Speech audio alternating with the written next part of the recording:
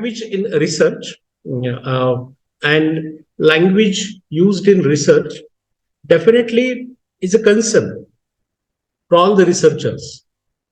When you approach your research guides, they always talk about the language that you use in your research work.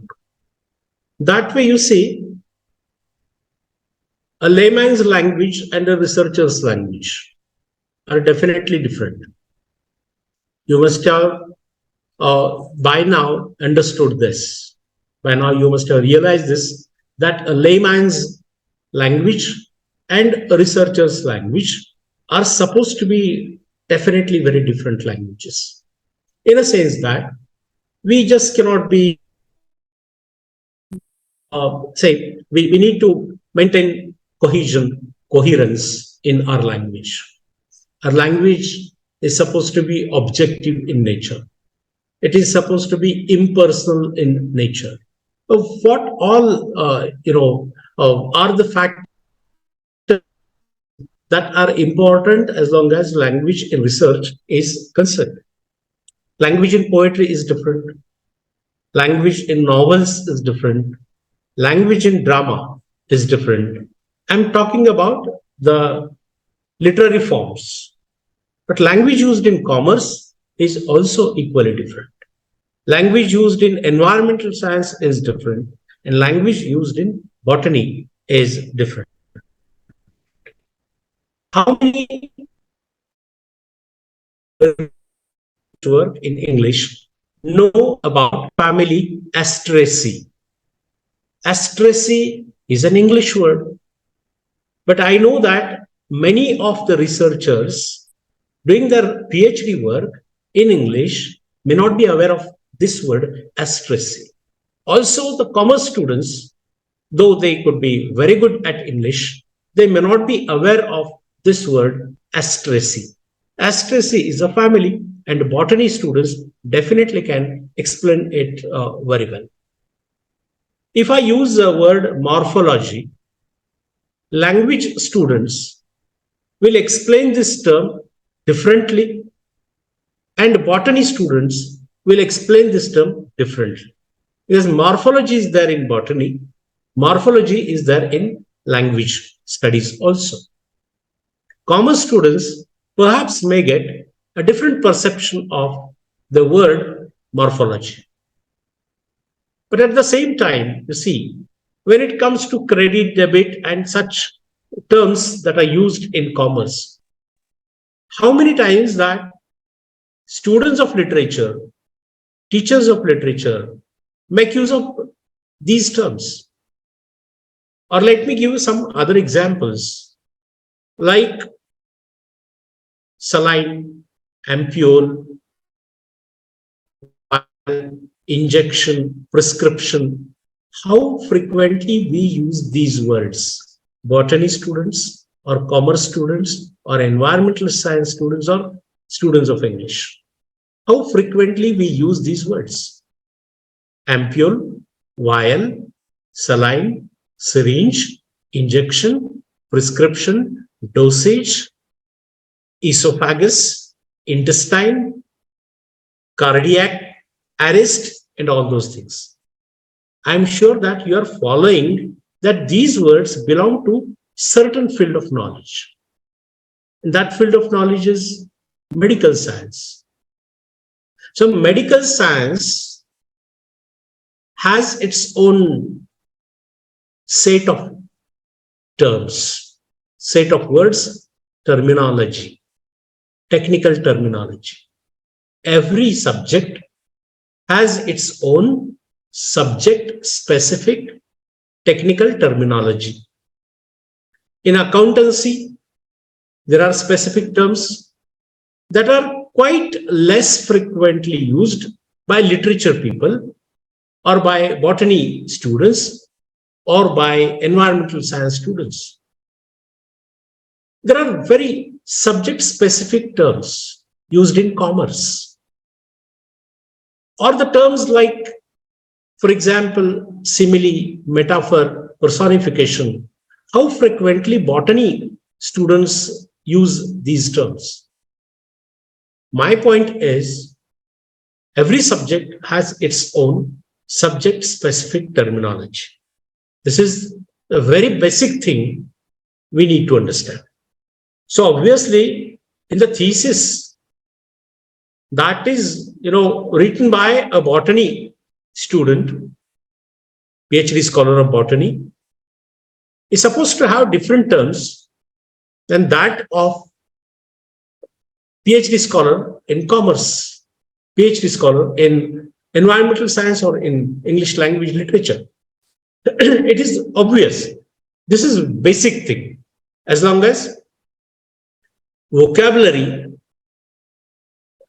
in research, language in research has many aspects. Vocabulary is one of them. So when we think of vocabulary that we need in our research work, we definitely need subject-specific vocabulary. Subject-specific technical terminology is important. That is the reason why none of us makes use of the terms like vial, ampule, and dosage, and syringe, and esophagus, and intestine, and n number of terms that are used in medical science. That is subject-specific terminology, and we less frequently need to use this terminology because it is from medical science. It is neither from botany nor from environmental science, commerce, or say English. How frequently we use the terms like bell, plea, verdict, judgment, and such other terms. Now, these terms are even not used by doctors, but they are more peculiarly used by lawyers. Legal terminology, legal language.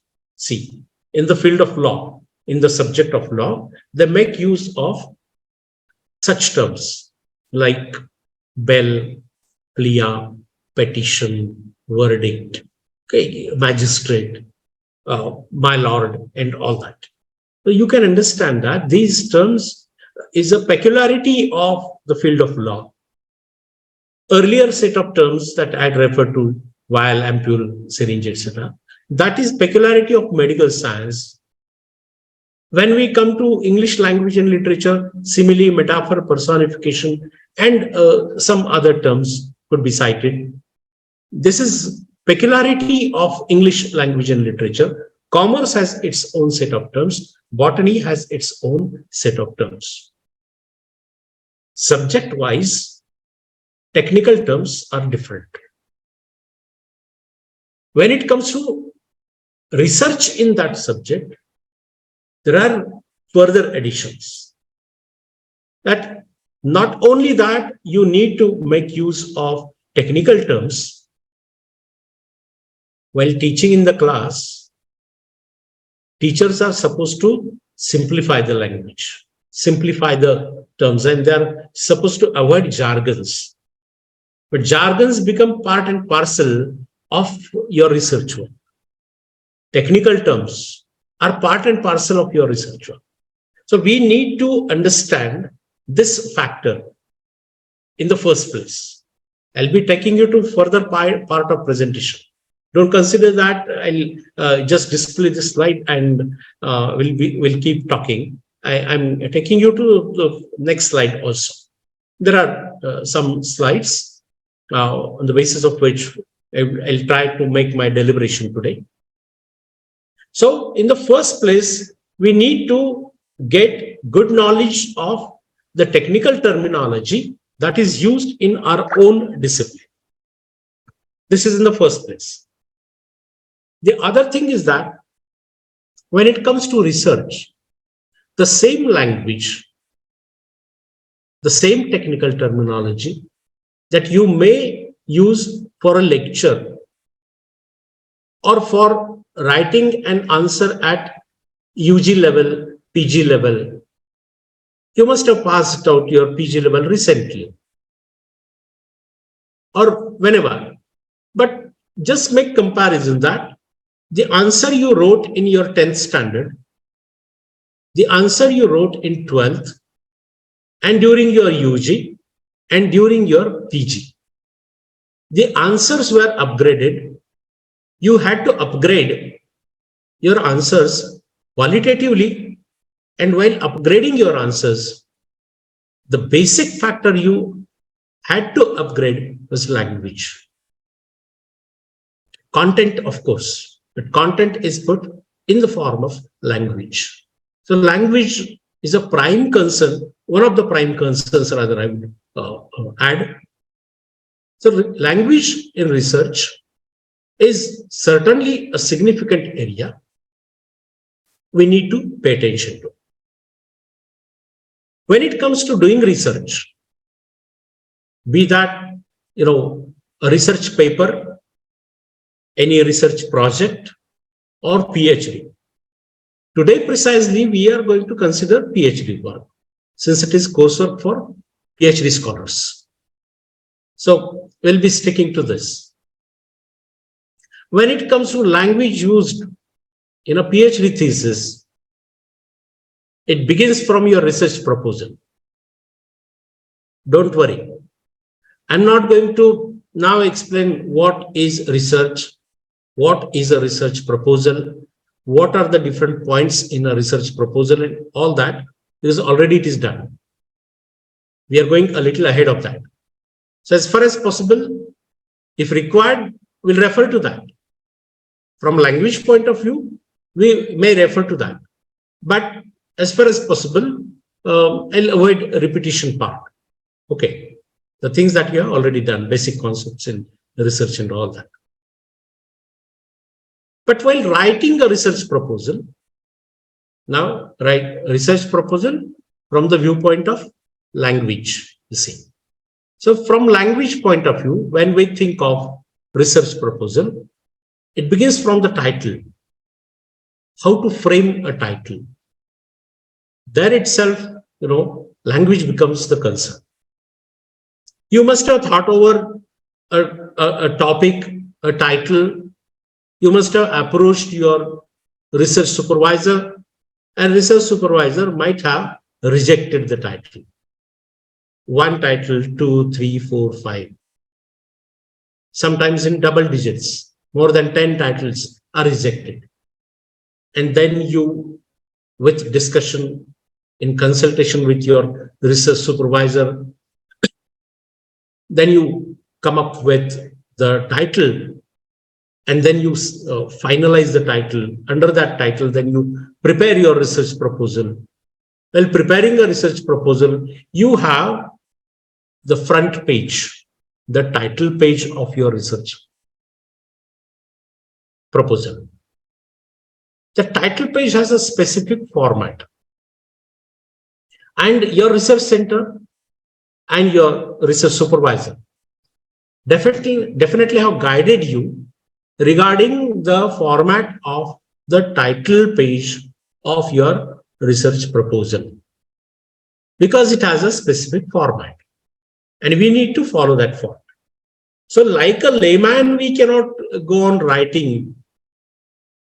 They must have guided you not to add any graphics, any visuals, colorful presentation, pictures and all that. No, that is to be avoided, because language in research has to be to the point, very precise.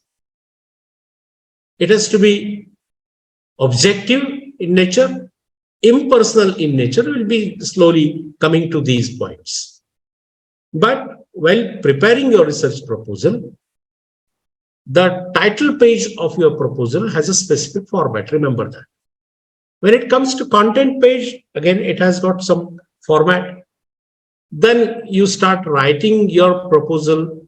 You start with introduction and then the following points, like there may be significance of your research, aims and objectives, scope and limitations, and say statement of research problem, hypothesis, research methodology. Under that, you further write scheme of chapters, bibliography, and all those things.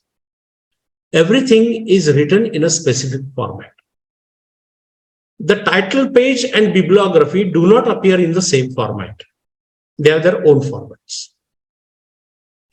The way you write introduction and the way you write scheme of chapters, there is much difference. In their layout, in their content, in their format, there are differences. You have already gone through these stages. That is the reason why I'm citing these examples.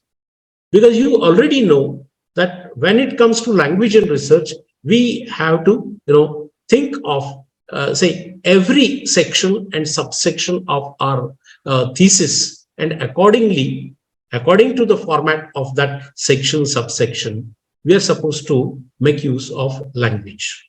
Okay, so friends, this is an introduction further till the end of your research work, till binding of your thesis and submission of thesis. We always, at every stage, have to take care of language used in research.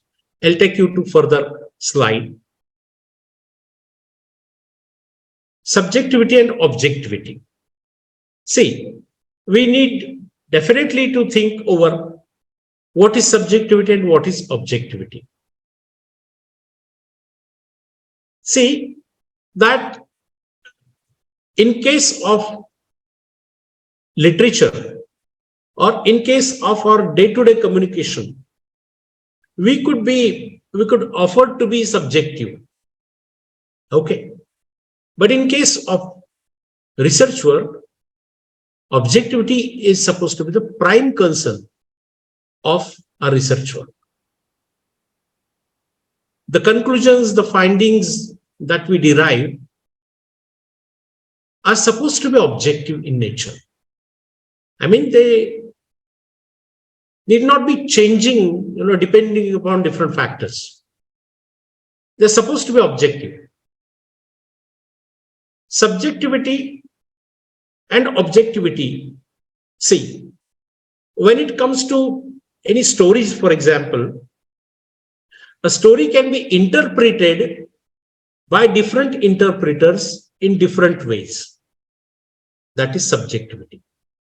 But when it comes to analysis of that story by a researcher, the analysis is supposed to be based on certain parameters as such. So a general interpretation could be very subjective, but when it comes to analysis of the same story, analysis is based on certain parameters and it gets a kind of form, and there are chances that what could be otherwise subjective becomes objective because it is based on certain parameters. Also in botany, it is true. Also it is true in case of commerce and environmental science students that our research work is supposed to be objective. And so the language accordingly is objective. It has to be objective. See, when it comes to research areas and approaches, this is peculiarly related with the students of English. We need to think of research area and topic and perspective. There are critical approaches, there are linguistic approaches, but in every subject, you see that research areas are different, sub areas are different, and approaches are different. As long as language is concerned, while choosing these areas and while putting them in the form of thesis, we need to take care of, say, objectivity of language. Now, for example, language in different literary forms. Now, try to identify this.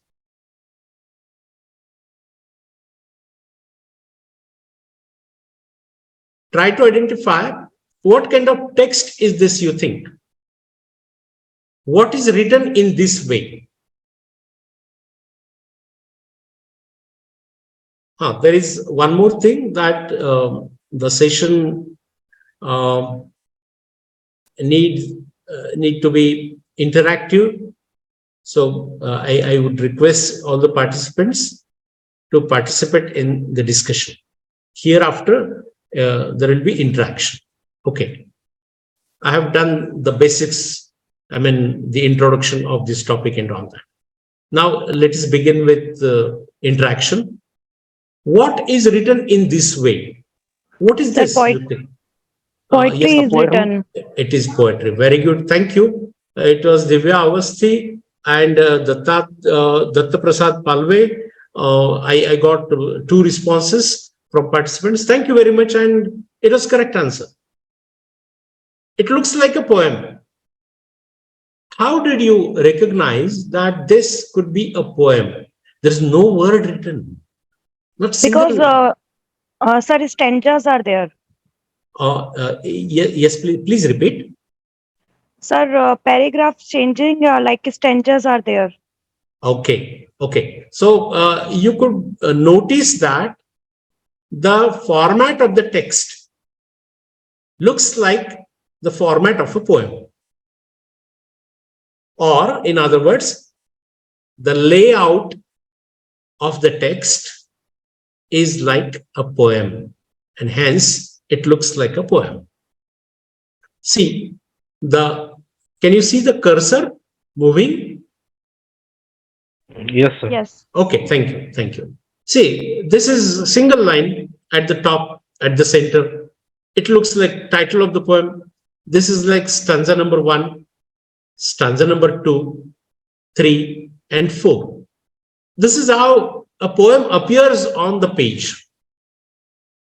My point is that now, when it comes to language and research work also has its own layout.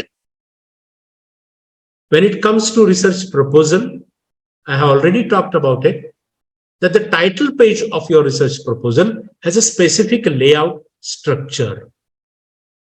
Structure of the text, layout of the text matters a lot. Without writing even single letter, you could understand that it's a poem, because the layout is important. Format is important. When it comes to research in language and research, definitely language appears always in a format. Everything has got a format. A pro forma is there. So language used in research is supposed to be, befitting the given format. So you could easily identify that it's a poem. Yes, it is like a poem. So no text appears, just the format appears, and the format is so much registered in our memory that we could immediately understand that it's a poem. I'll take you to further example. What is this, you think? Letter. It's a letter. Thank you so much. Application. Yeah, letter application. Yes, it is. Yeah, it's a letter. It's an application. I got responses from Ranjana Bhor ma'am and Vikas Suresh sir and some others. Okay, thank you so much. It's correct answer again. Again, that you could notice that no letter is written. Alphabet. No alphabet is there.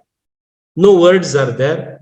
No language appears, and yet you could identify that it looks like a letter or job application letter. And that's quite true. Again, the basis of identification is format. So format is a concern, is an important thing in case of research work.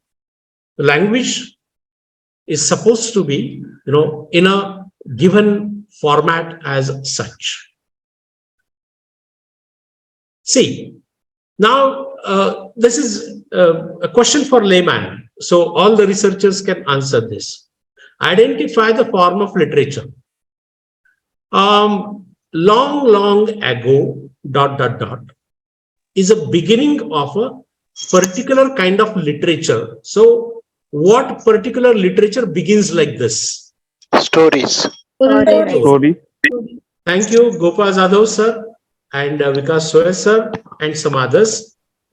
Thank you so much. It's a correct answer. Long, long ago is a specific kind of, beginning, is a peculiar kind of beginning of a story. So story has its own specific, features of language use. The second example that you can see is once upon a time. What does begin with this kind of expression? Sir, story for child. Okay, stories for children. Fine. Story. So again, another example of, stories. Long, long ago could be the beginning of a story. Very peculiar beginning of a story. Once upon a time is again a peculiar beginning of a story. Go for the third one. I hope you can see that. As the curtain rises, the hall of a house is seen. It is a Drama. novel. Please repeat. Drama. It is a novel. Novel. Yes, novel. yes, it's a drama. The answer drama is correct, but at the same time, this could be there in some other forms also, but more peculiarly, it appears there in drama. In the script, in the very beginning of the script, we have some stage direction. Normally, this happens to be the very first stage direction in a play, in a drama. And this is how the play begins. So language used in a specific form of literature has some specifications, has its own peculiarities. So obviously, language in research also has its own peculiarities. Now, go through this jumbled story. Try and read this, try to understand this. And the question is given there, arrange the following in a logical sequence. See, the word logical is highly important. I have already, talked about cohesion, coherence, impersonal writing, objective writing, logical writing. So the word logical is very important in case of research work. A language has to be logical. Just 10 sentences are there, but they are in a jumbled sequence. Jumbled, I'm sure you understand. The sequence of the sentences is jumbled. It is changed. The order is, say, changed as such. So sentence number 1 may not be sentence number 1 in this story. If you rearrange the sequence, Sentence number. okay. Now I would suggest you write down the sequence. You need not write full sentence, just write the number. Okay, just write the number. If you think that sentence number 9 should be the first sentence, write in the beginning 9, and thus give the proper sequence in the form of numbers. You need not write sentences, it will take time. Take a couple of minutes. Well, I hope you have completed. Okay, so it's a self-check kind of test. Okay, so you must have written down your answers on a paper. Now let's check what could be the correct sequence so that a jumbled story becomes a meaningful story. The question is, arrange the following in a logical sequence. And the following title is a jumbled story. Means whenever a story is jumbled, it is not logical. When it is logical, it is not jumbled. I hope you are following that I am trying to hint at a very significant point. if your research work has to be meaningful, it has to be logical. Otherwise, it looks like a jumbled text. Your research supervisor sometimes rejects your draft, says redraft it, rewrite it, because it is meaningless. What makes our research draft meaningless or less meaningful or a little vague, unclear? What makes it unclear or vague or say meaningless? When it is not logical, it could be meaningless. When it is logical, is when it is logically arranged, sentence by sentence, paragraph by paragraph, section by section, say chapter by chapter, and then in the form of a thesis. So right from writing a correct, grammatically correct sentence, language and research begins with this. It begins with spellings. Many times we make spelling mistakes. See, it is quite obvious. English language, spelling wise, if we think, has its own imperfections, oddities, irregularities. English language, spellings in English have many irregularities, oddities, imperfections are there. But still we have to write correctly. This cannot be an excuse for our mistakes. A mistake is a mistake. It may have n number of reasons, but a mistake is a mistake. And the researcher is responsible for that. Next guide could be. But it is prime responsibility of the researcher. So right from, correct spellings, language and research begins. Then it comes to sentence construction, correct, grammatically correct sentence. Then it comes to a paragraph. It should be a logical paragraph. A logical paragraph needs logical sequence. And a logical sequence means the order of the sentences in that paragraph should be done in such a way that the paragraph becomes meaningful. Order of sentences, sequence of sentences has to be, appropriate. Otherwise, it looks like a jumbled draft. This is a jumbled story. I'm giving you examples that are a little light because the session should not be, a little tiring and all that. So these examples are there, a little light examples, a little entertaining examples. But the point is logical sequence in, research, in the research draft. Well, I hope you have done the sequence. Now let me take you to the sequence that is expected here. Sentence number 9 and 4 and 5, 7, 3, 1, 10, 2, 8, 6, etc.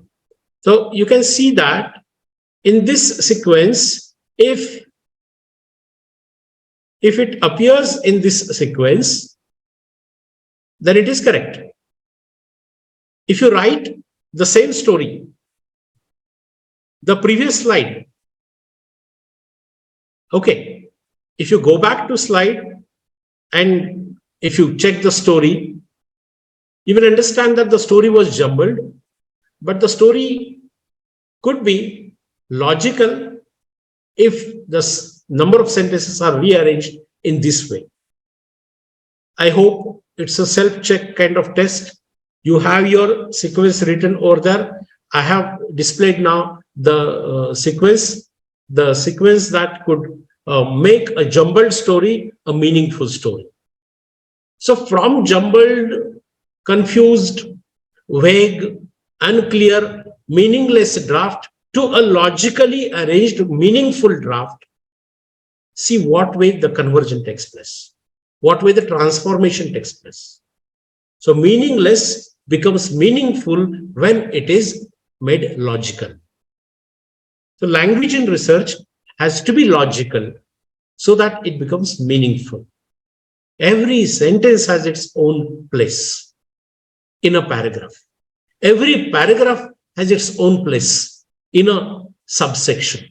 Every subsection has its own place in a long section. Every section has its own place in a chapter, and every chapter has its own place in a thesis. So thesis writing needs to follow all these things. I'm displaying before you a wonderful book entitled Thesis Writing. I hope you can see the title of the book. Can you see Yes, the sir. title? Okay, that's great. I'll also display the name of the writer and all that. Okay, so I'll share link with you. In the end, remember me please to share with you the link so that you can get a soft copy of this book. Free ebook, a wonderful book and a manual for researchers, PhD scholars. Whenever you come across difficulties like, how to write a proposal, now that stage is over, but how should I begin with chapter 1, chapter 2, and all those things? There are lots of guidelines given in this book. Is a Bible for researchers. MLA handbook, MLA style, APA style, Chicago style, Harvard style. These are different style sheets that are used in different disciplines. I will not talk about the style sheet today because that is entirely a different topic. But I'll definitely refer to that because it is part and parcel of language and research. We are at present discussing the basics of language. Later on, we may move on to the style sheet and the peculiarities in the style sheet. What way we should collect the reference and make the in-text citation. What is author date system? What is numbering the references and all? What is Harvard style? For the students of language and literature, you see that we prefer MLA style, Modern Language Association. You see, MLA. We prefer MLA style. We also have other style sheets that just I have mentioned. APA, for example, it is American Psychological Association, APA, long form. There are certain fields like education, psychology, science. In these fields, they prefer APA style. You can consult your research supervisor regarding the style sheet. Chicago or Turabian style, that is also there.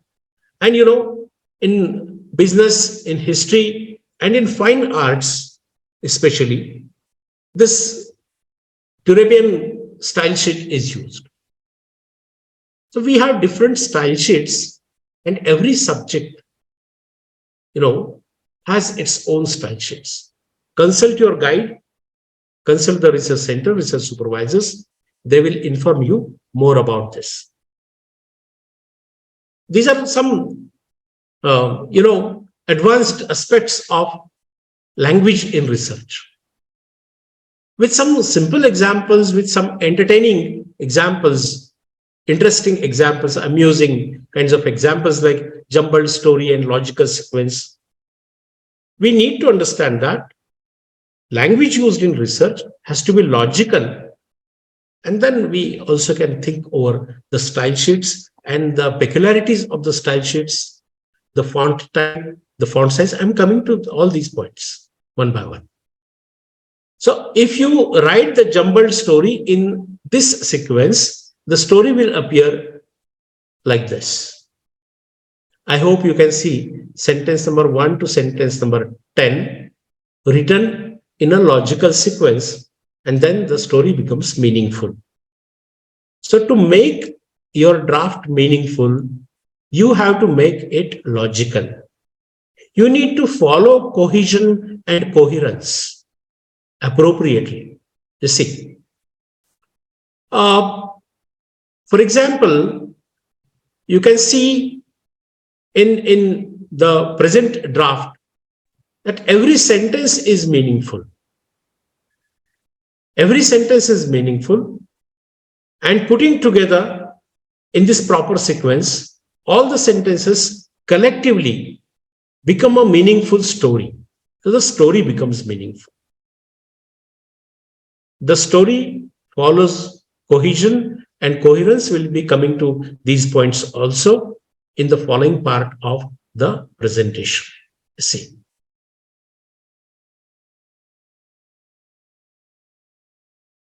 Now, there are some other aspects of language. Punctuation is one very important area of language used in research. I hope I am audible to all of you and the screen is visible. Okay. Yes, sir. Yes, sir. Yes, sir. Thank you. Thank you so much. Thank you so much. All of you are a very good batch of PhD scholars because you're attentive, and from your responses, I could understand that. Thank you so much. A good batch, really. Punctuation system, punctuation marks play, a very vital role in making our language meaningful. If we make mistakes in using punctuations, what will happen? See, picture 1 and picture 2.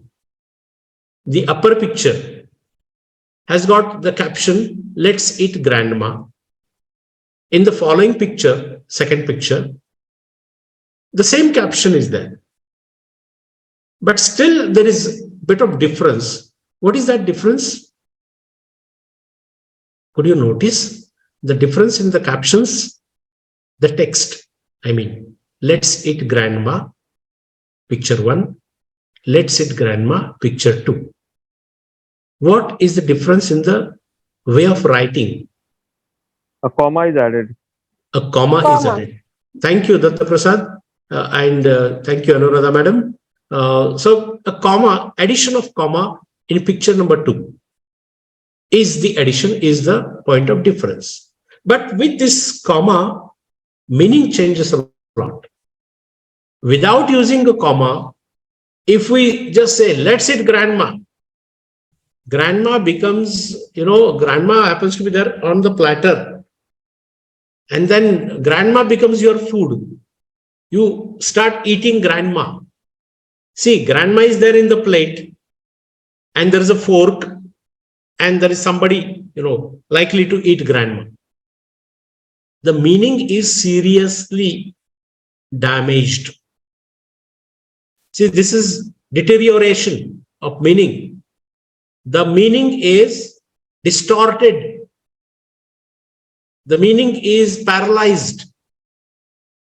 The meaning changes seriously, and it is very, very wrong interpretation.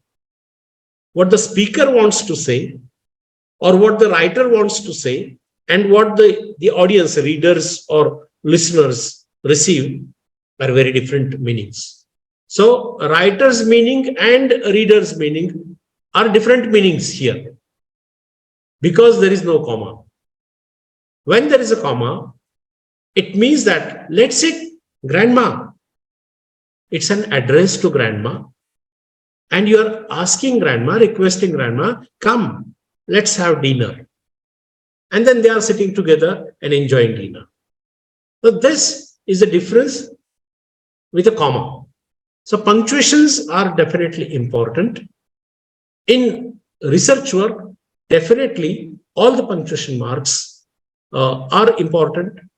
In the beginning of the PhD thesis, you're supposed to give key to abbreviations.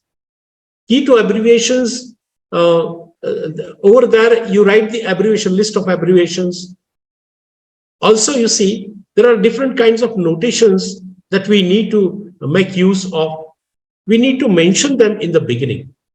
That is also part of language used in research. So punctuation matters a lot. Some more examples of punctuation. We are going to learn to cut and paste kids. The meaning again could be distorted. We are going to learn to cut and paste kids. It may mean that the kids are there and you are going to cut and paste kids, children. In fact, it is we are going to learn to cut and paste, comma, kids.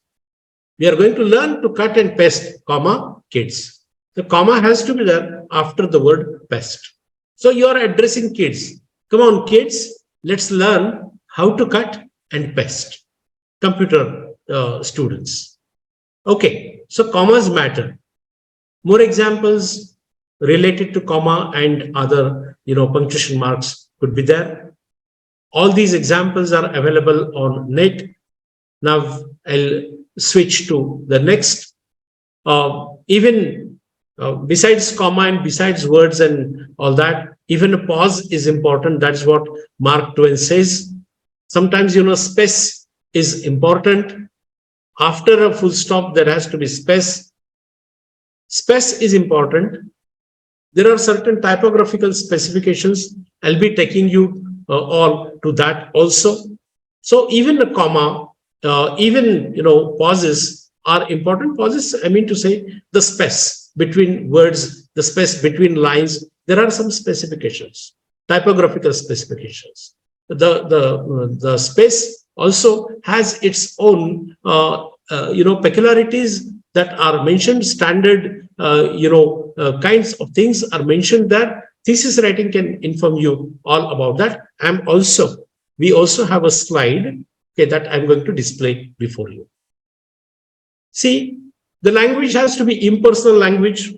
Under this, I would say, your research supervisor might have brought your notice that sometimes you make use of personal pronouns in your draft. I went there, I saw that, I collected references, I visited library, I read the book, I collected these references. Why I, you, we? We know that. See, these are personal pronouns, and the language in research is supposed to avoid these personal pronouns. Your research supervisor might have told you that instead of using I, use the researcher.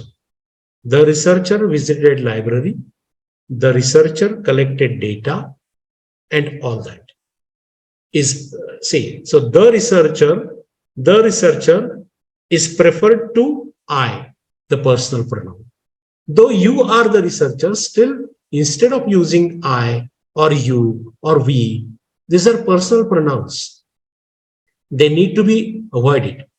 When you make use of personal pronouns, the language becomes subjective. Objective language is supposed to be, keeping aside the writer. It has to be objective. Subjectivity enters language when the person, the writer, enters the language. When his existence is noticeable in his draft. Like I went there, I visited, I read 10 books, I read 20 books. This I is not supposed to be there in research work. So language has to be objective. In that sense, language has to be impersonal. Impersonal. So how to make language impersonal? Let me give you some examples. Instead of I collected 10 books is one example. I collected 10 books. I collected 10 references. Passivize it. 10 references were collected. Language becomes objective. Language becomes impersonal. You are passivizing the language. Not always that you can passivize, but whenever active voice creates a sense that it looks like something personal, something subjective. Make it objective by impersonalizing the language, by passivizing the language wherever necessary. So instead of, as an example, instead of I collected 10 references, better say the researcher collected 10 references, or better than that, 10 references were collected. Are you getting the point?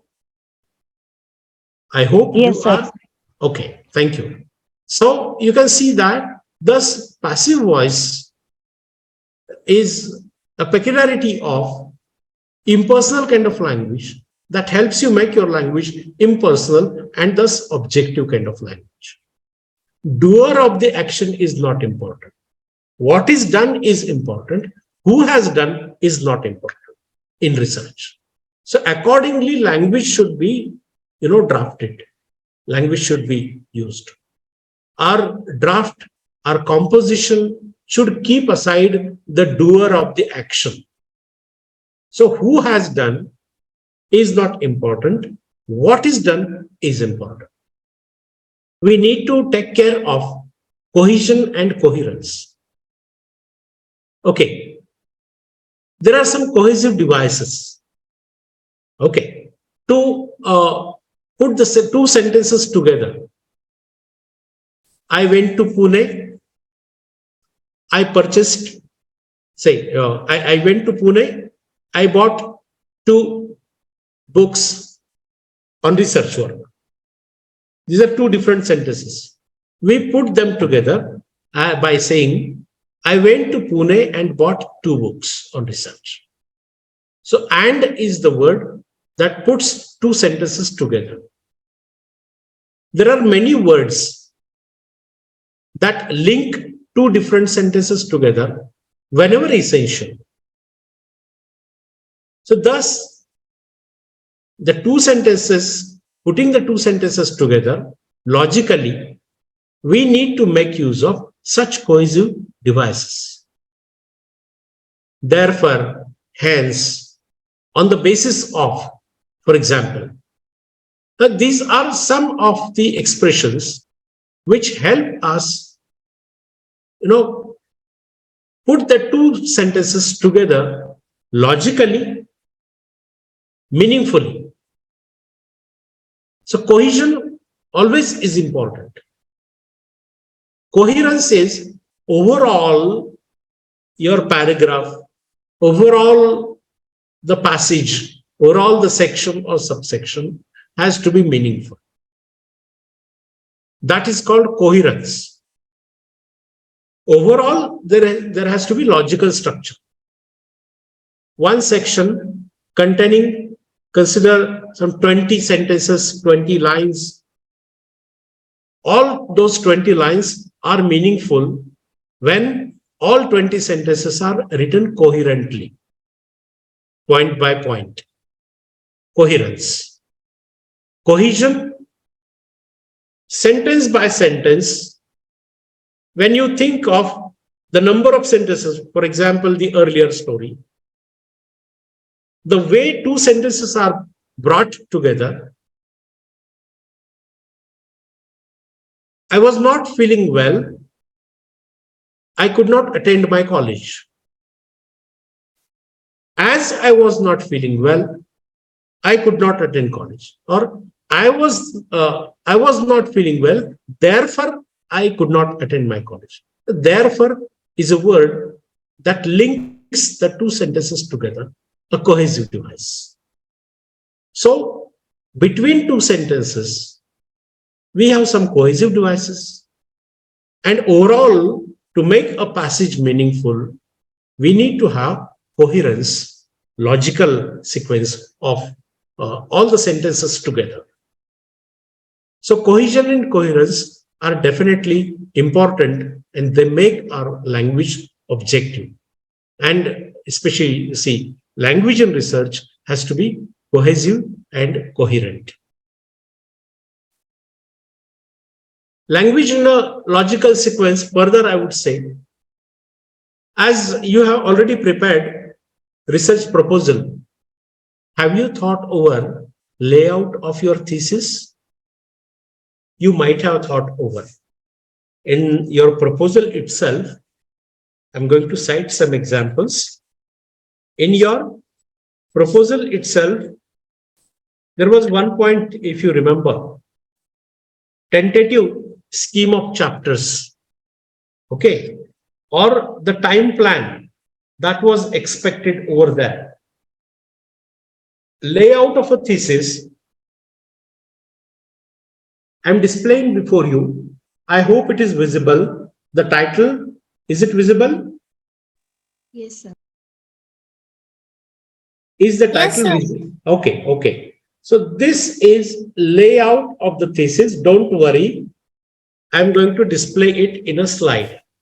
I have taken photograph of the same page and I'm going to display that before you. And also that you will get the study material after this lecture. Just don't worry. I'm also going to share with you, remember me please, if I forget, I'm going to share with you the link to this book, Thesis Writing, or where all these details are available. I would rather suggest you buy a copy. A hard copy is always more useful. That is, choice is yours, whether soft copy or hard copy or both. Okay.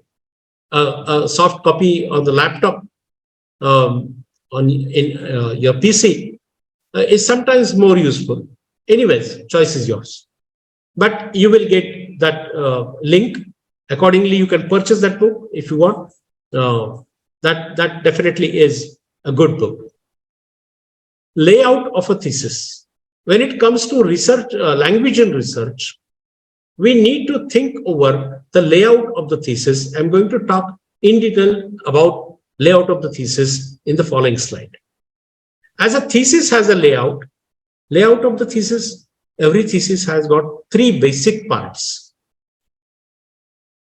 Primary section is there, where all the preliminary documents are there, right from title page to content page. We have certificate of the guide, declaration by the student, keys to abbreviation, contents are there, acknowledgement is there, a little informal. The only informal section perhaps in a thesis is acknowledgement, who helped you in your journey of research and all that. It's thanksgiving. Okay, acknowledgement. Everything except for this section, every page has got a format. Title page of your thesis has got a format. I'm going to share that with you. Title page has got a format.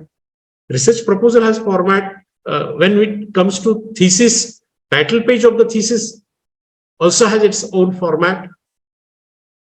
Contents, you might have seen that contents index is numbered.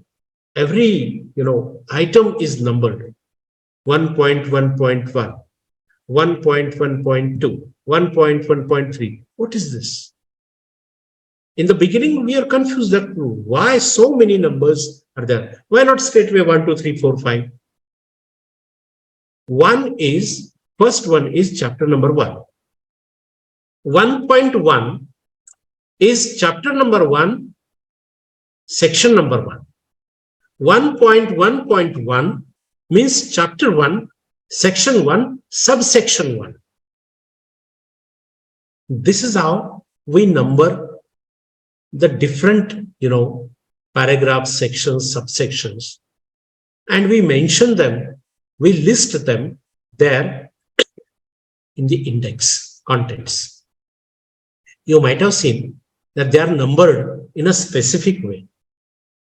So language used in research has certain specifications like numbering everything that you write in your thesis. Like chapter number is there. Under chapter 1, section number 1, subsection 1, subsection 2 are there. So chapter 1.1.1 means chapter 1, section 1, subsection 1. If it is, now fine.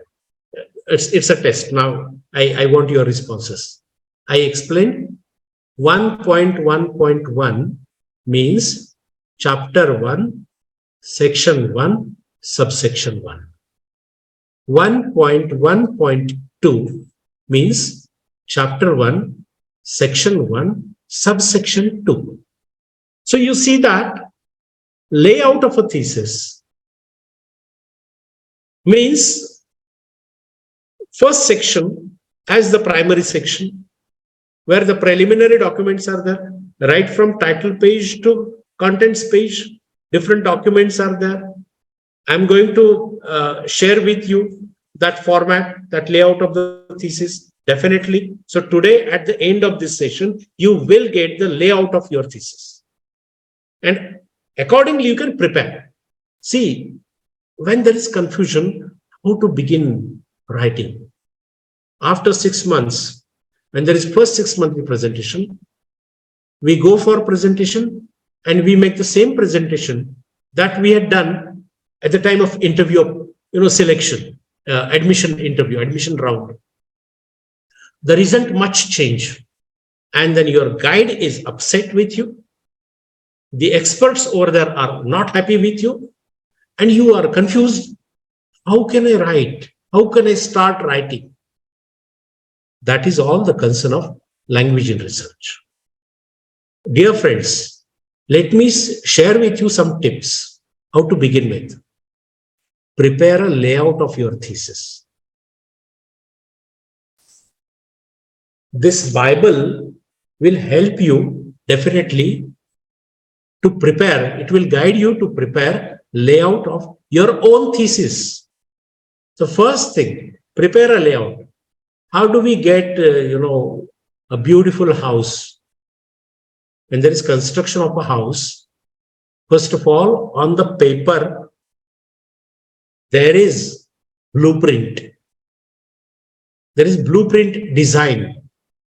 Sketch is there. Then it is in the 3D form and all that. I'm not talking about that 3D design of your house.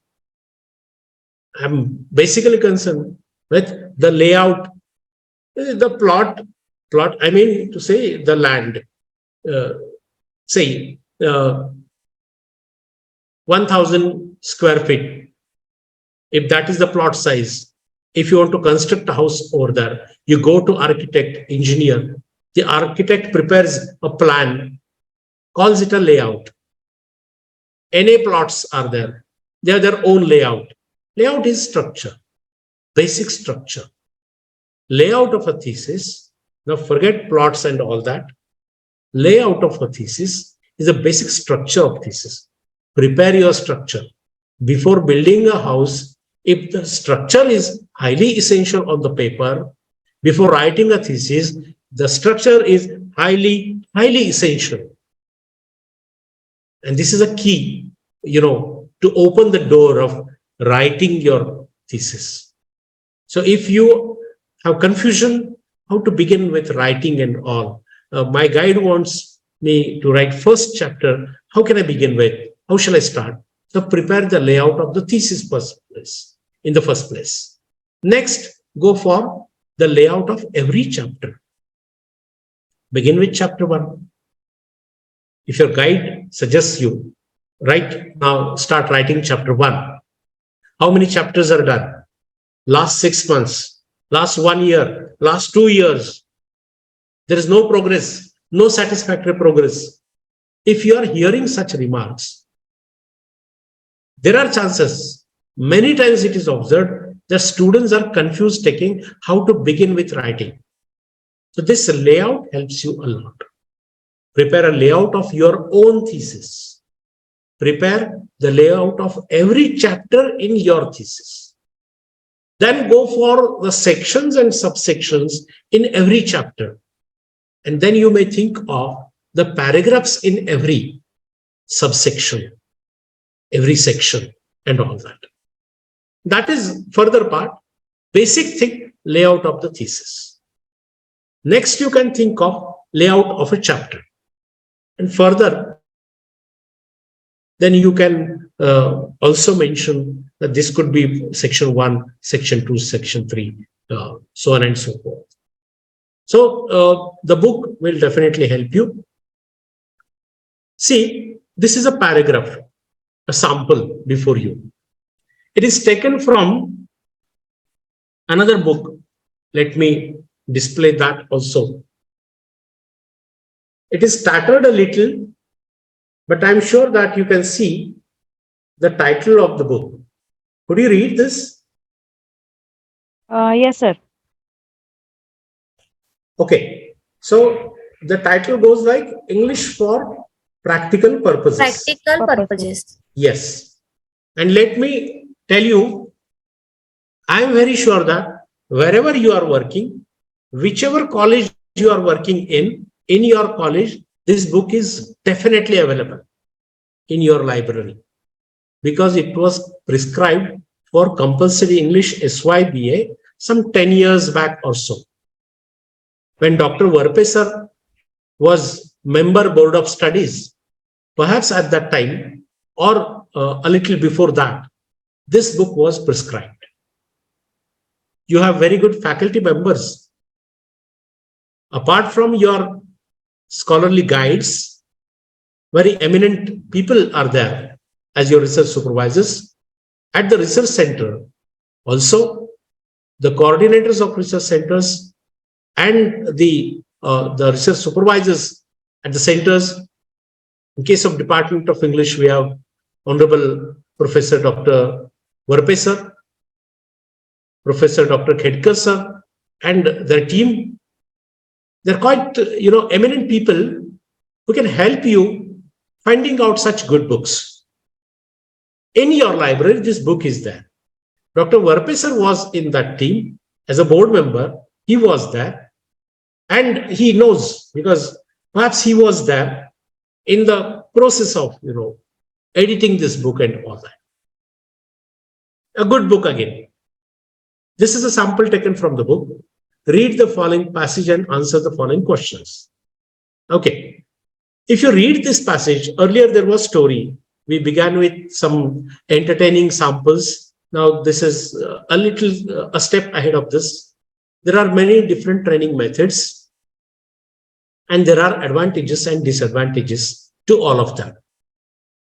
I'll point out that there are many different training methods, comma, and is used to put the two sentences together, and it makes the cohesion between two sentences, and the two sentences are properly brought together, meaningfully they are put together. And there are advantages and disadvantages to all of them. See,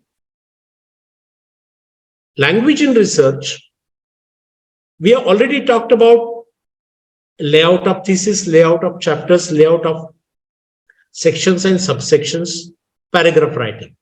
This is a sample of paragraph writing. See what way a paragraph could be written.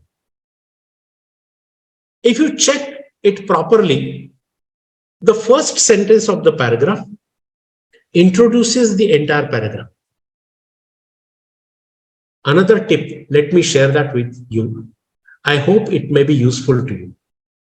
If there is a long article, consider 5 pages long. 5 pages is not a long article, but an article is there in front of you and you are short of time. If you want to get the perception of that article in the shortest possible time, let me share with you a tip. Read the first sentence of every paragraph. If there are 10 paragraphs, if there are 20 paragraphs, you will have to read only 10 sentences. First sentence of every paragraph. Because first sentence, normally, I say normally, not every time. First sentence generally is a topic sentence. And a topic sentence has the controlling idea of that paragraph. This is the central idea of that paragraph. Call it theme of the paragraph. So what is the paragraph about? There's generally a question, you have answered such questions. What is the passage about? You read the passage and in short, you have to write the answer. What is the paragraph about? If I ask you this question, you, in shortest possible time, you just read first sentence, you will understand what is the paragraph about. There are many different training methods and there are advantages and disadvantages to all of them.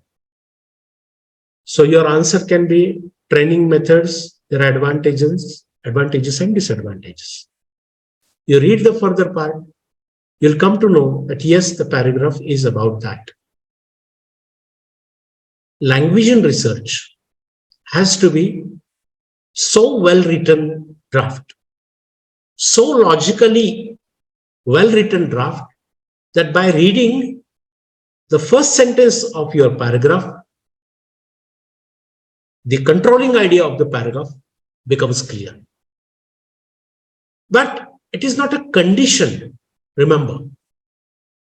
It's not a condition that every time the first sentence should clarify the whole idea. No, generally it is so. This is a tip regarding how to make your writing logical. How to make the language in research logical language, cohesive language, coherent language, impersonal, objective language. So precisely when it comes to paragraph structure, how to write a logical paragraph, logically meaningful paragraph. Pay attention to sentence number 1. Write sentence number 1 in such a way that it clarifies the central idea of your paragraph. Further, you can see successful training programs depend on an understanding of the difference between learning about skill and training in using them. These are supporting details. Controlling idea is given in sentence number 1. The middle sentences support that idea or explain that idea or classify that idea, define that idea further, illustrate that, elaborate on that. Elaboration, illustration, composition. I use different terms. Classification, definition, explanation, description, discussion. Sentence number 1 is further discussed. Sentence number 1 is further elaborated. Sometimes it is classified. Sometimes it is defined further. So the middle sentences, sentence 1 and the last sentence, between them, whatever sentences are there, 2, 3, 4, 5, 7, 8. A paragraph could have 3 sentences or 4, 5, 6, 7, 8, 10 to 15 sentences might be there. Approximately. There's no fixed number of sentences that an ideal paragraph needs 8 sentences. No, there is nothing like that way, number-wise, ideal. No, there is no ideal number of sentences in a paragraph. It depends upon the topic, the section, the subsection. But whatever sentences are written between sentence number 1 and the last sentence, that is called concluding sentence. The first sentence is called topic sentence because it introduces the topic of that paragraph. So between the topic sentence and the concluding sentence, whatever number of sentences are there, generally are supporting details. The central idea expressed in sentence number 1 is further elaborated, further explained in the following sentences. And the last sentence generally, again I say generally, again it's not a condition that every paragraph should follow the same format. No, but generally it appears like this. To make your language cohesive and coherent and logical, we need, appropriate, good, meaningful paragraph structure. So how to, write meaningful paragraphs, logical paragraphs? Regarding that, I'm sharing some tips. So topic sentence in the beginning, supporting details in the middle, and finally the concluding sentence.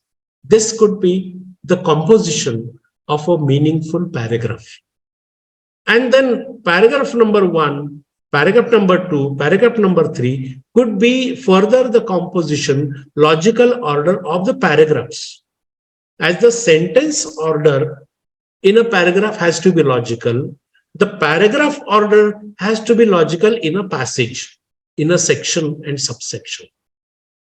And then the logical order of chapters has to be there in a thesis. Chapter number 1, 2, 3, 4, 5, they should be in the logical order. I'm sure you are getting what I mean to say. So this is a sample of a logically written paragraph. Okay. Next, another passage is there. It's a sample passage. You'll find that it's a different kind of paragraph.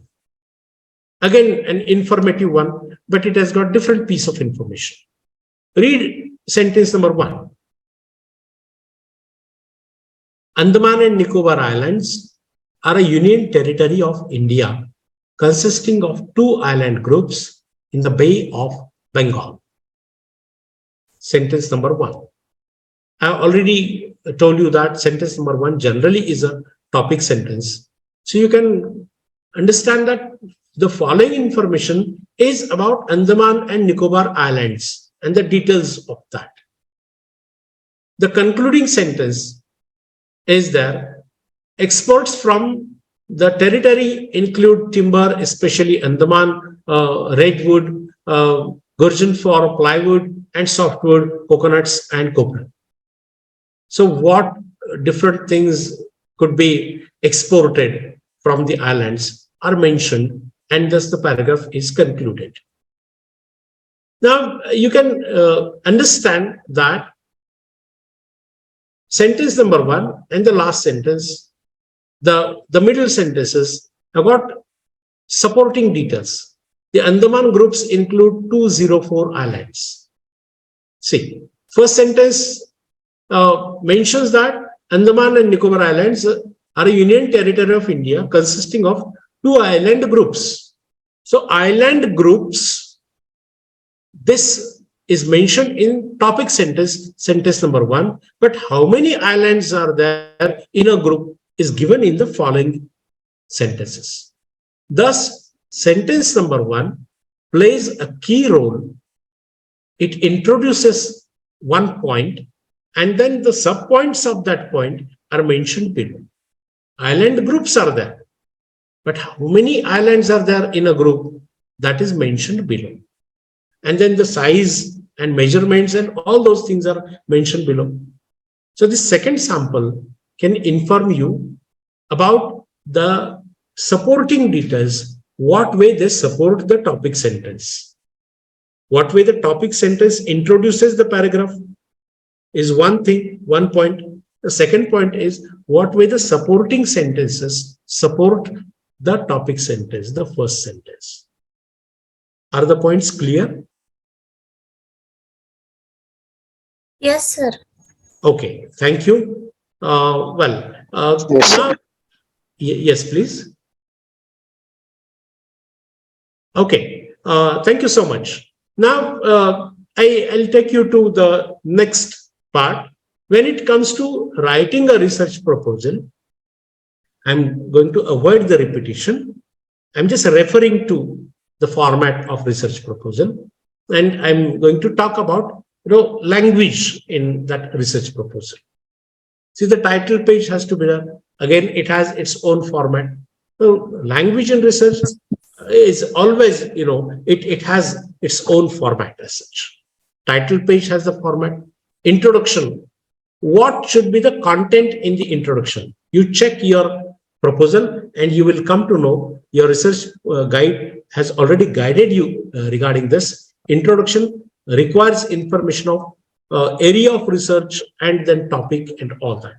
The very basics of your research topic, the area of research. For example, a survey in Ahmednagar district.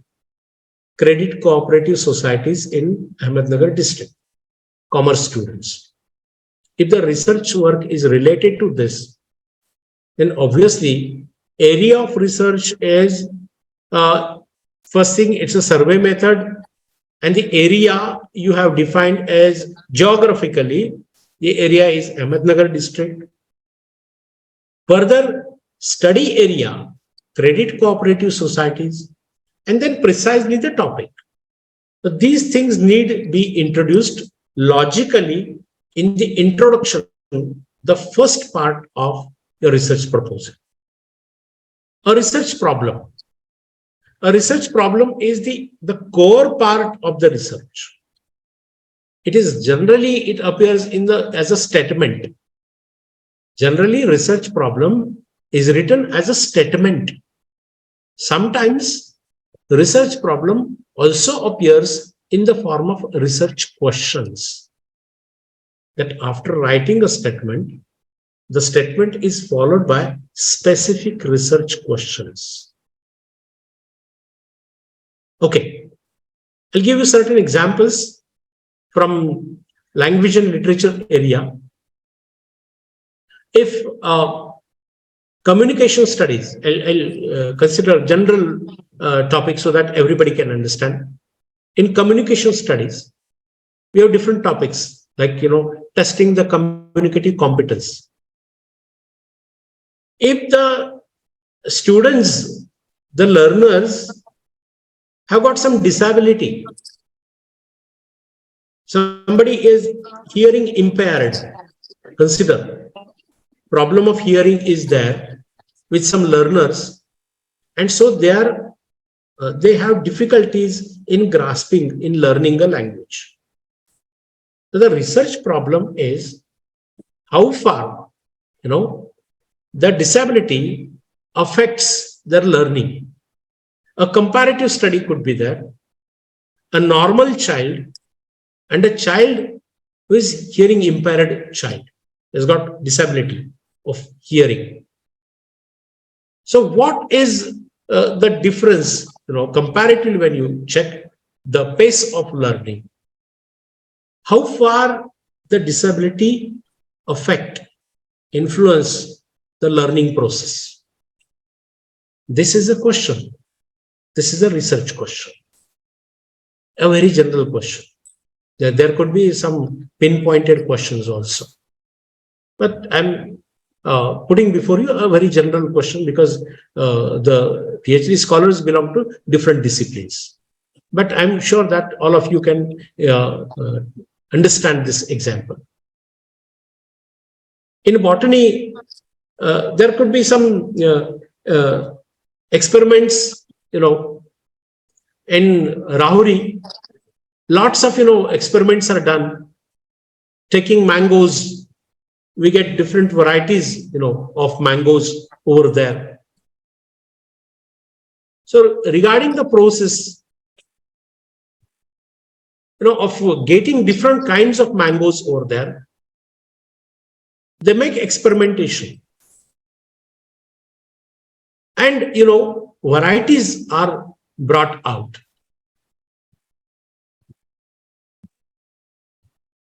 The guava that is whitish inside and the guava, the fruit guava, that is pinkish inside.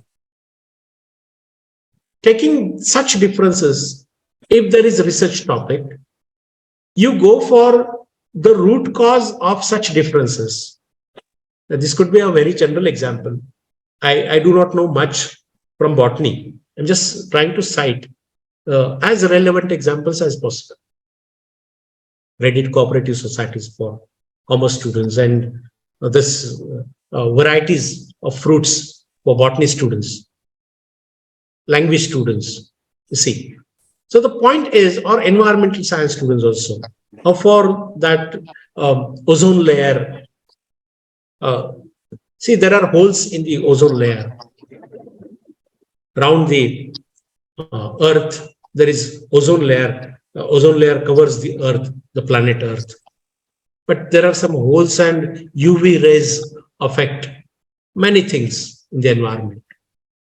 So taking such issues, when you undertake any research work, you have to specifically, present the statement of research problem. The statement can have specific questions at the end. So in the question form, the language can appear. Language in research, language in day-to-day life also, it has got, say, questions, answers, exclamations, imperative sentences, different types of sentences are there. Different kinds of language usages are there. When it comes to language in research, to write a research problem, we need to write a statement, and the statement can have at times at the end the research questions which pinpoint the study. Your focal point becomes very, very clear when the research, the statement of the research problem ends with some research questions. Hypothesis is a tentative solution. I'm not going to explain everything, what is the hypothesis and all. But let me ask you a question.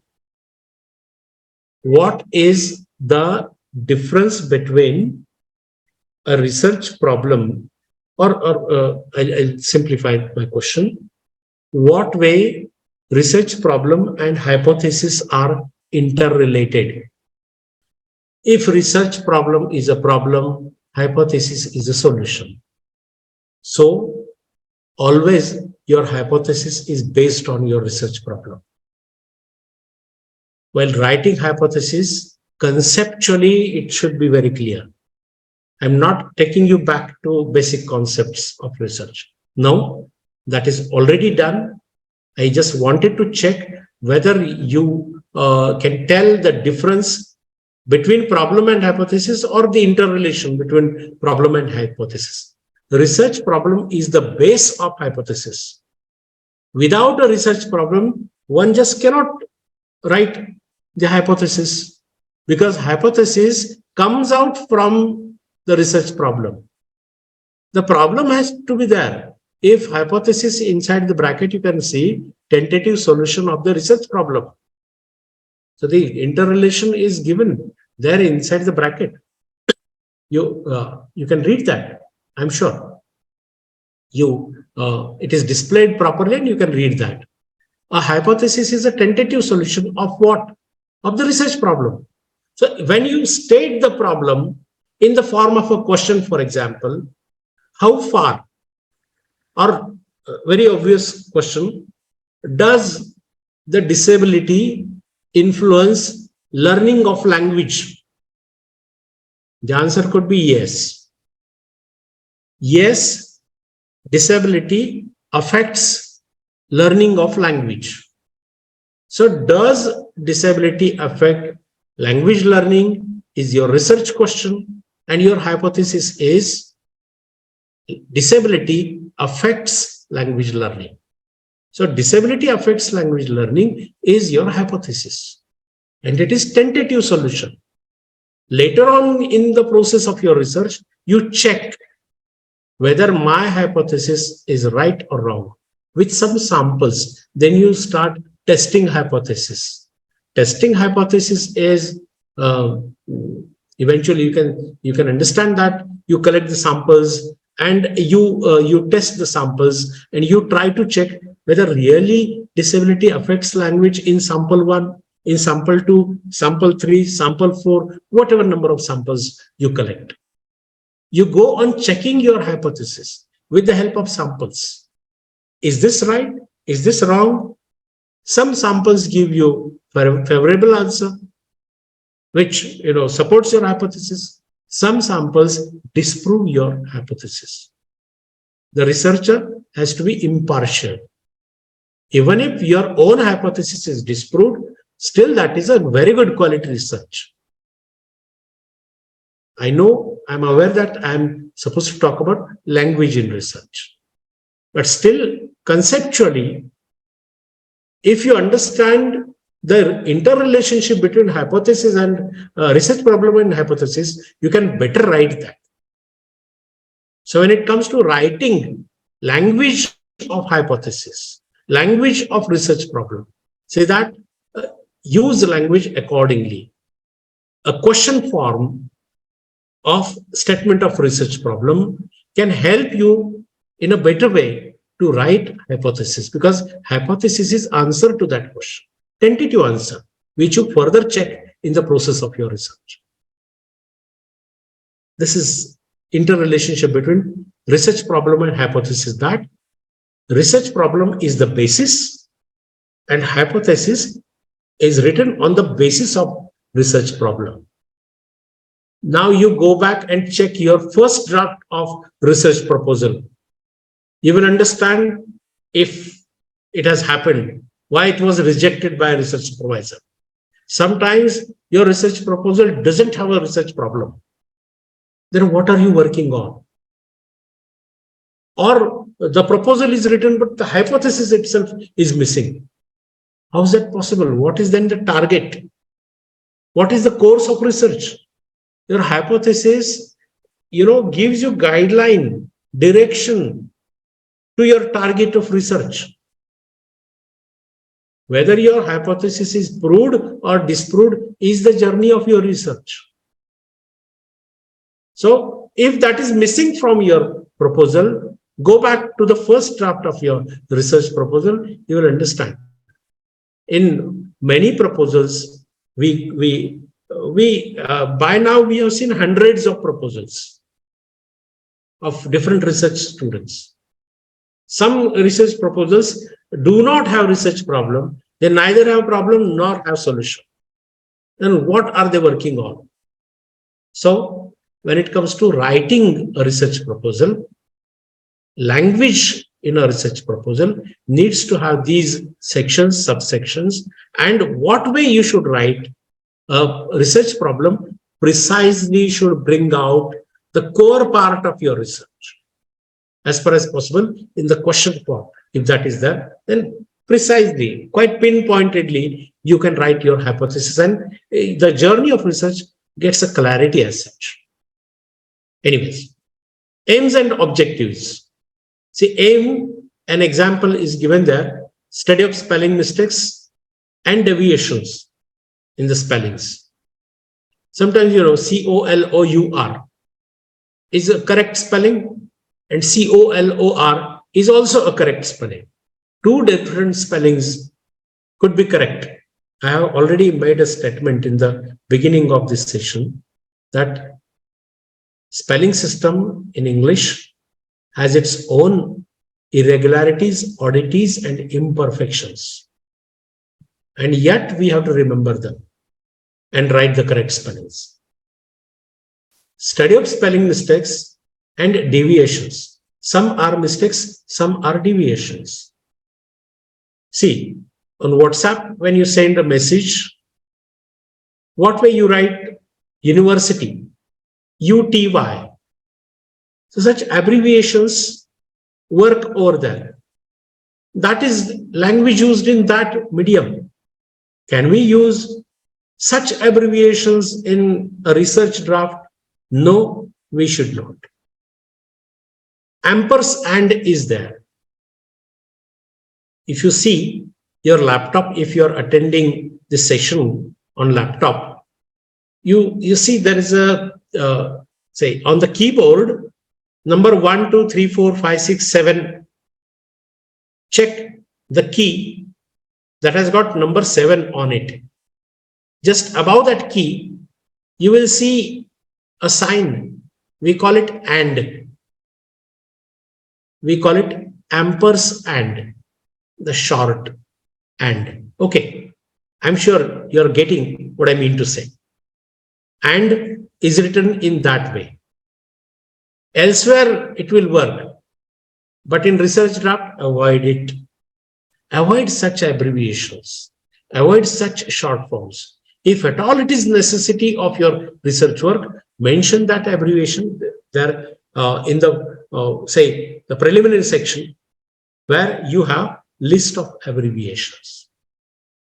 You need to list that. So when it comes to language and research, such abbreviations are to be avoided.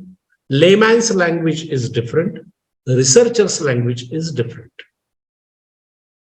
See, the deviations are there sometimes in spellings and in other matters also, in other areas of language also. So aim is study of spelling mistakes and deviations. Objectives could be 1, 2, 3, 4, 5, 6. That way, now could you clarify the difference between aims and objectives? Any one of you? What way aims and objectives are different? Is there any difference or not?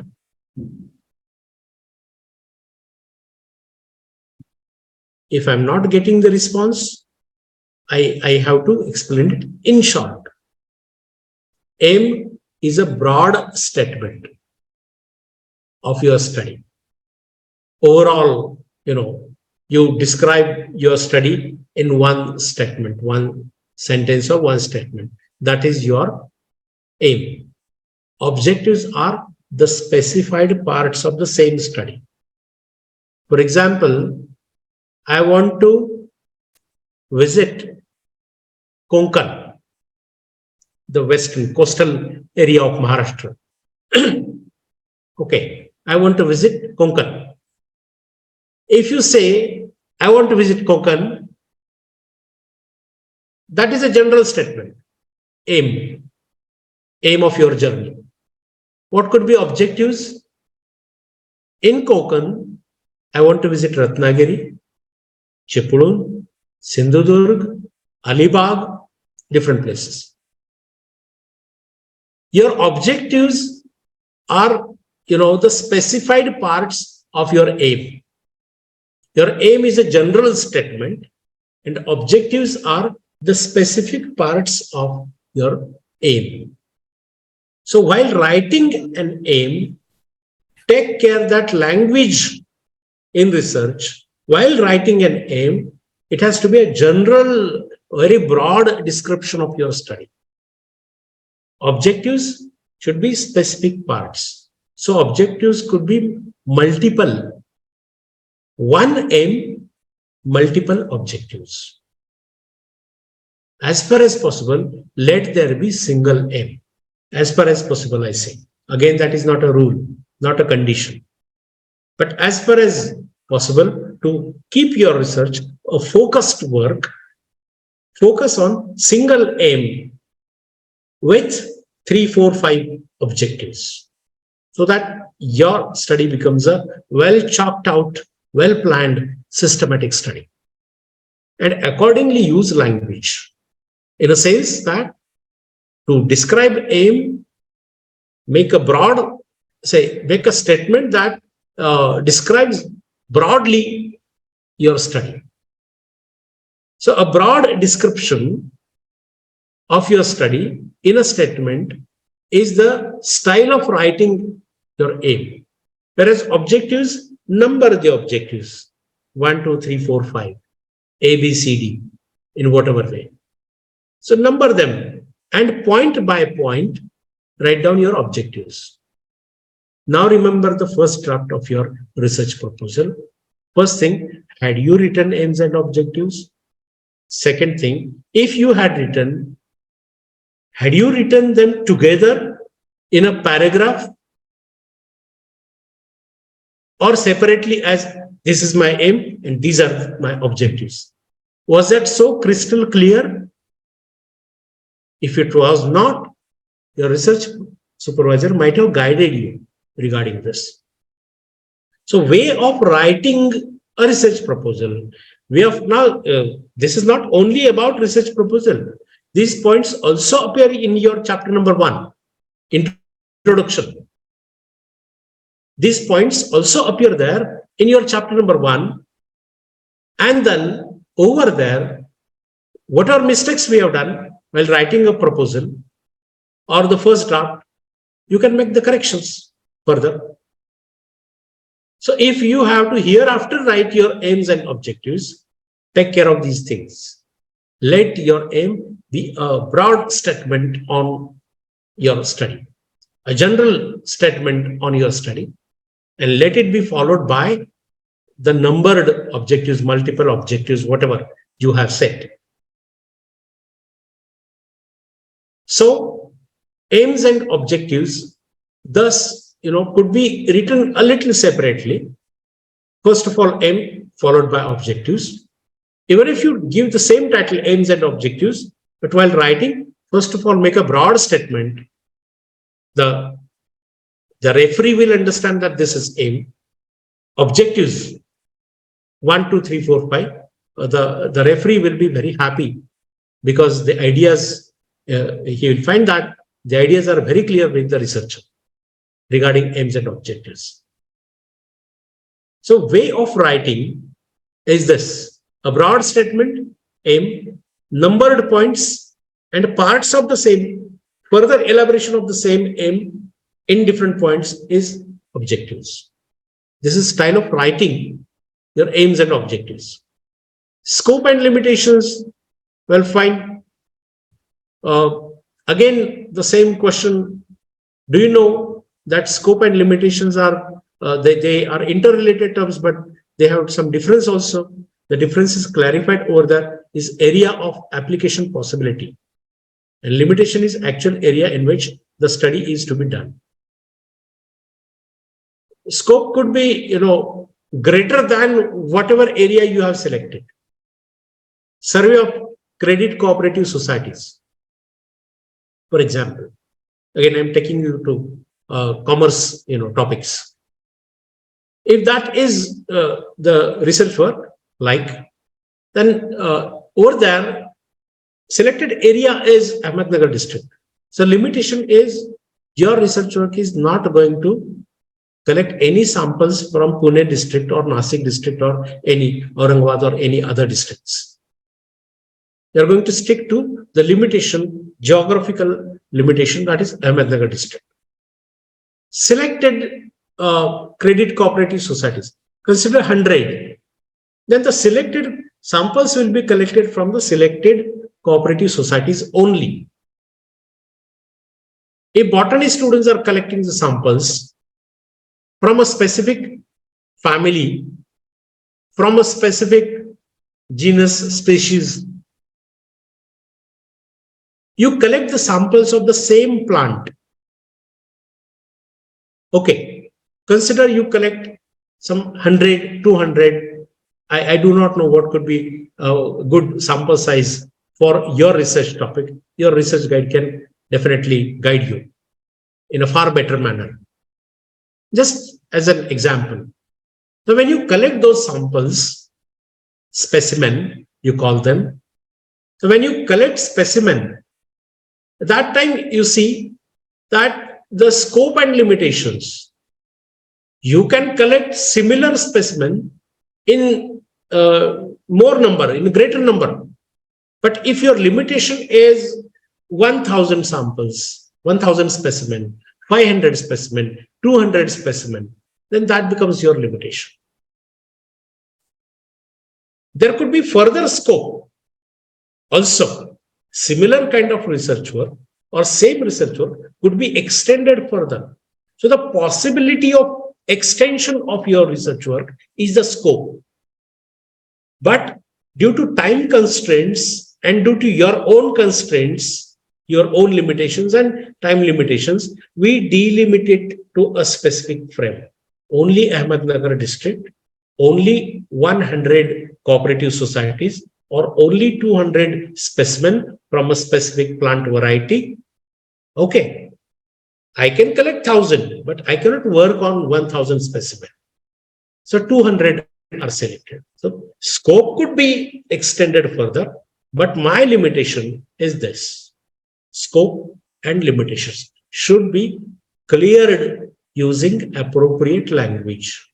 The language in research needs to take care of these things. Language is not only spellings and words and sentences, content, and the befitting language. Befitting the content. So when you write aims and objectives, when you write about scope and limitations, make appropriate use of language and consider the points conceptual. First of all, conceptual clarity has to be there. Then accordingly, you can write the content in a specific manner. So scope can be clarified and limitations also need to be clarified appropriately. A little about scope and limitations. Significance of the study, justification of research work. Further, the points are self-explanatory. Accordingly, while writing about significance of study, let that be a little descriptive. You can elaborate on certain points. There could be 5 points which you would like to illustrate further. 5 points written in 5 short paragraphs. That could be the significance of your study, importance of your study, relevance of your study, how this topic is relevant today. Sometimes it looks like, very old topic and what way it is useful today. This could be a question. At the Viva, even students face such a question. And sometimes, unfortunately, they are not able to answer this question satisfactorily. What is the relevance of your topic? What is the significance of your topic? So we need to bring out the importance, the relevance of the topic in the present times, in future, and all that. So accordingly, you need to write it properly. So the points could be elaborated further, described further. See, description, elaboration, illustration, precision, point by point writing. Okay, writing with some figures and diagrams. Botany students will have to draw some diagrams there. This is also kind of, this is also part and parcel of, language, in a sense that it's a diagram, but it requires some captions. So over there, the use of language is certainly different. So when to describe anything, when to say illustrate anything, when to make it compact, precise. So precision, illustration, elaboration, all these are the aspects of language used in research. So depending upon the point, when it comes to significance of study, the language could be a little descriptive. You can describe, you can elaborate on the points. Justification for research, point by point. Justification is the reason. Why did you select this topic? The reasons behind the choice of topic. So reasons could be stated point by point. Okay, or even if you write them in a paragraph, let there be certain points in that paragraph. So or introductory paragraph followed by certain points that these are the reasons why I chose this topic. I selected this topic. Research methodology consists of the method that you are using, the techniques and tools to collect data, to analyze data, to present that data, what techniques and tools you are using, what way you are processing your data, and what way you are using the overall procedure for the study. You need to, describe all those things under research methodology. Tentative chapterization, bibliography, they have their own style of writing. A bibliography, the entries in a bibliography is not the same kind of language use that you see while writing chapter number 1, while writing content page, while writing title page. Drafting of title page, drafting of contents page, and drafting of body of the text in a chapter. So for chapter number 1, 2, 3, the body of the text is different.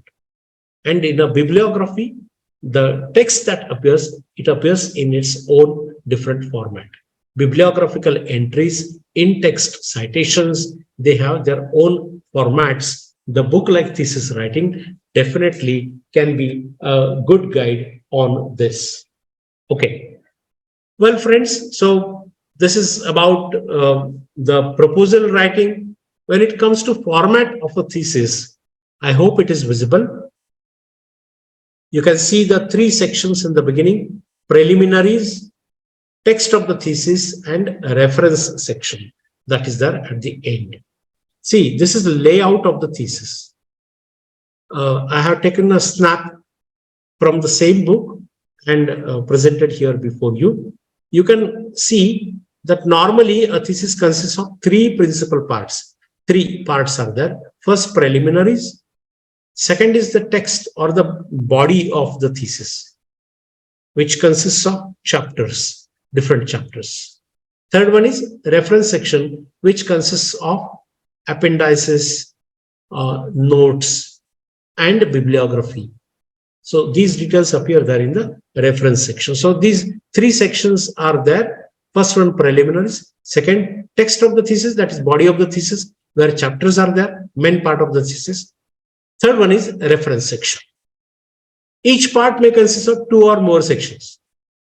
Preliminaries.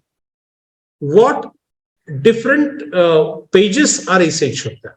In the first section, the first part of the thesis, first title page, next certificate or approval page, abstract is there, preface or acknowledgements, table of contents, list of tables, figures, symbols, etc. So these are the basic pages, preliminaries that are there. So while writing a thesis, when it comes to language in research, we need to understand these formats, and language should appear in the given formats.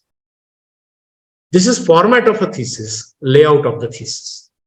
Text of the thesis, introduction, and body of the thesis means middle chapters, chapter number 2, 3, 4, 5, whatever. And then the last chapter general is summary and conclusions. The last section, last part is notes and reference materials. The reference section is there, where notes are there, bibliography is there, appendices are there. So this appears to be the last part of a thesis. So this is about the layout of the thesis. I'm going to share the link with you also that you will get. I'll suggest that buy a copy, a hard copy, as far as possible. This is now something very, very important that students are always concerned about. Typographical specifications. When it comes to language in research, you see that regarding size of the page, there are some norms. Regarding the indentation, is the margin from the left, margin from the right, top, bottom, what space should be left. So taking this, there are specifications, the font type, the font size of the heading, the font size of the subheading, the font size of the main text, main body of the text, everything is given over there. So there are different specifications. I hope they're legible, but I know that there are more than 16. Let me check how many specifications are there. There are almost 18 different, say, points. So it is not possible to read that so easily.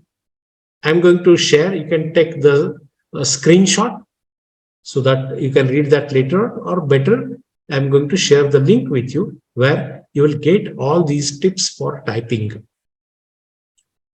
Writing language in research is not handwritten language. It is typewritten language. So it has typographical specifications regarding the font type, font size, heading, subheading, main text, the margins, left, right, top, bottom, everything, the space between the lines and all that. Okay, so take care of all these points. This page will help you a lot while writing your thesis. Okay, friends, I'm going to share this with you. Now, let there be some interaction. My deliberation part is over. Now I keep the session open for interaction and discussion. Okay. Think over these questions. Though each one of you doesn't answer this question, Still, let there be a screenshot of these questions with you. And I in fact would like to give you some practical work, some exercise. And you can show me the draft taking these points, explain the following with reference to the title of your research work. From the title of your research work, can you comment on the area of research, topic of research, and the perspective of the research? Perspective is point of view. From what specific theoretical point of view you are going to study your topic. Okay. So think over these points. Research methodology and research method. How would you describe research methodology and research method? Are they interrelated terms? I have kept it open for interaction. Will somebody answer?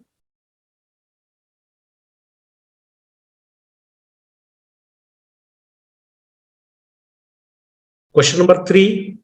See, how would you differentiate between the following? Aims and objectives of your own research work, scope and limitations of your own research work. Also, question number 4.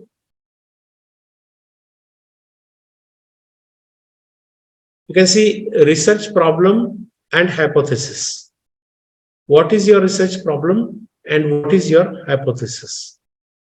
If you show me these drafts, I can comment on that. Okay. Or you think over your own draft. And now that you have attended the session, I already commented on all these things. Let there be the screenshot of this slide with you and give it a thought. Okay. And if it is possible, some of you can answer these questions. Okay. How would you describe aims and objectives of your own research work? Okay. Or can you comment on the research area and research topic and perspective of your own research work? Even if you do not answer these questions, let these questions be with you and think over them. Yes, please. Aim is a broad statement of study. Yes. And that's correct. Objectives are a specific part. Yes. Thank you, Abhijit More sir. Yes, your answer is quite correct. Now that with reference to your own research work, how would you differentiate between the aim of your research work and the objectives of your research work? Work on it. Maybe now, maybe later on, but work on it. You might have already written aims and objectives in your research proposal. Revisit your research proposal and check it whether your aim is a broad statement of your study or not. If not, then revise it. Check the objectives you have written and check whether the objectives are the specified parts of your own aim or aim of your research work or not. If not, revise that part, because these points will appear in the first chapter of your thesis.